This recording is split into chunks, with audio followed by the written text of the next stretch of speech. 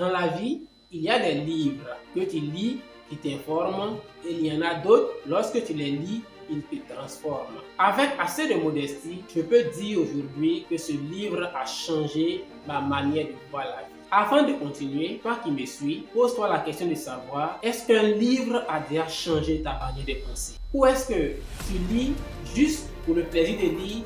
Lorsque j'ai fait la découverte du livre La chèvre de ma mère, je ne m'attendais pas à une telle découverte. Pour moi, c'était juste une histoire que j'étais en train de lire. Mais lorsque je suis arrivé à la fin de la lecture de ce livre, j'ai dû le fermer et me regarder en face afin de me poser quelques bonnes questions. Et la question que je me suis posée, c'était de savoir est-ce que je faisais bon usage de ce que je gagnais en ce moment précis. J'ai compris que très souvent, ce n'est pas la vie qui nous bloque, mais c'est notre manière de penser qui nous limite dans la vie. Dans ce livre, l'auteur Ricardo Kanyama raconte sa propre histoire qu'il a vécue. Son père décède et comme vous le savez très souvent, comme ça se passe chez nous en Afrique, la famille élargie s'accapare tous les biens du monsieur en laissant une famille avec presque rien.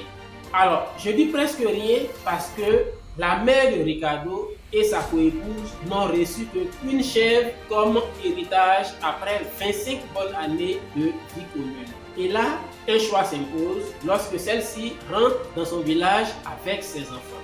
Une fois au village, les conditions de vie étaient extrêmement difficiles. Pour beaucoup d'entre nous, l'option idéale serait de mettre fin à la vie de cette chèvre pour satisfaire le besoin de consommation immédiat des enfants. Mais cette dame visionnaire refusa de procéder ainsi et opta plutôt pour le fait que la chèvre soit conservée et qu'elle puisse se fructifier afin de donner un troupeau. Et grâce à cette très bonne décision sage de la part de la mère, ses enfants, en l'occurrence Ricardo, a pu aller à l'école correctement comme les amis de son âge. Maintenant, je te pose une question.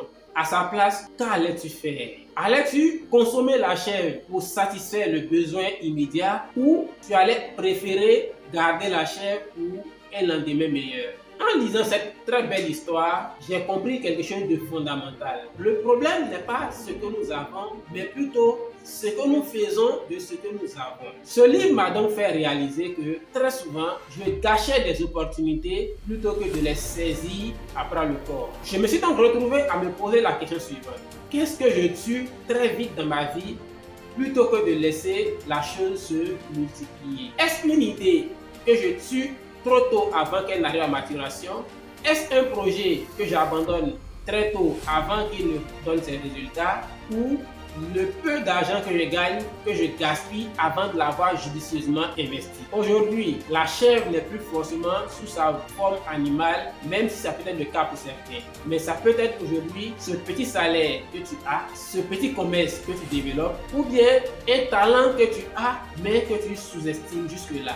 Dis-moi exactement, est-ce que tu consommes tout ou bien tu construis quelque chose? Alors, de nos jours, nous sommes en majorité bloqués, pas par le manque, mais juste parce que nous sommes impatients de voir les lendemains se réaliser. Aujourd'hui, nous sommes dans un monde où nous voulons des résultats immédiats. Pourtant, tout ce qui vaut la peine, qu'on y attache du temps et une patience. Au travers de cette histoire, j'ai appris une chose très importante. La patience n'est pas du tout une faiblesse, mais plutôt la stratégie des gagnants. Cette dame, qui n'avait certainement pas d'argent, avait ce qui était plus que de l'argent, car elle avait une vision. Et cette vision a fini par payer les études de ses enfants, y compris leurs soins et leur alimentation. Alors, je te pose donc cette question. Est-ce que tu penses court terme ou bien long terme? Et surtout, n'oublie pas, cette vidéo n'est pas la seule d'une série. Nous allons encore publier un autre contenu à travers lequel on va parler d'une autre loi que l'auteur pose dans son livre, c'est-à-dire la loi de l'épargne. Et avant de quitter cette vidéo, je vais te laisser cette question. Quelle est ta chèvre aujourd'hui?